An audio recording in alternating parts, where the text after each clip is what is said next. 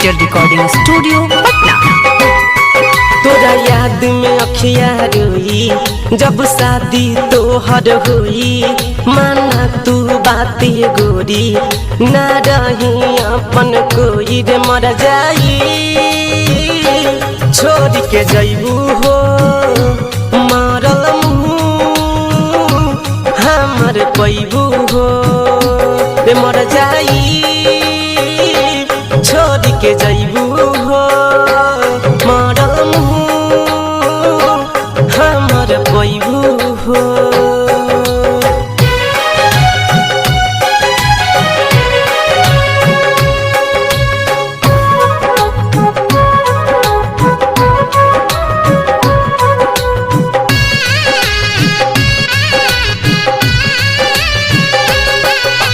तू हाउ बचपन के प्यार हो, तू हाउ जीवन हो, आस बतुहर बन बदुल है तू हमर दुल्हन हो।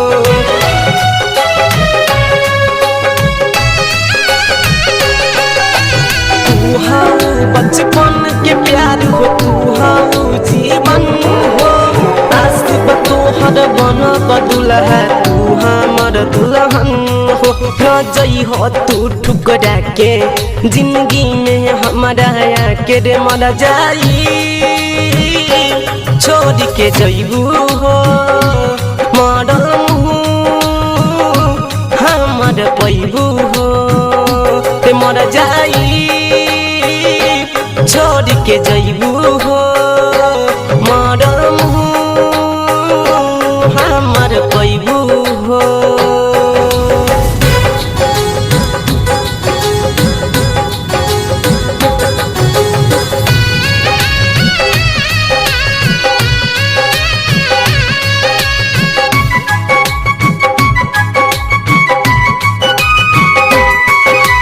हरदम संगे रही है अपना राइटर अमित के, जान से ज्यादा चाहिल तोहके तोरी हो जन पीड़ित के।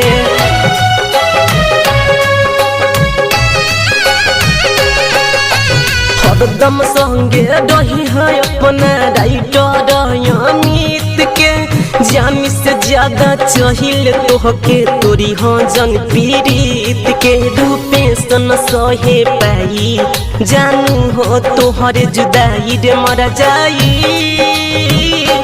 छोड़ के जैबू हो मरल मुँह हमर पैबू हो रे मर जाई, छोड़ के जैबू हो मरल मुँह हमर पैबू हो। तोरा याद में अखिया रोई जब शादी तोहर होई, माना तू बात गोरी ना रही अपन कोई रे मर जाई, छोड़ के जैबू हो मरल मुँह हमर पैबू हो रे मर जाई, छोड़ के जैबू हो मरल मुँह हमर पैबू हो।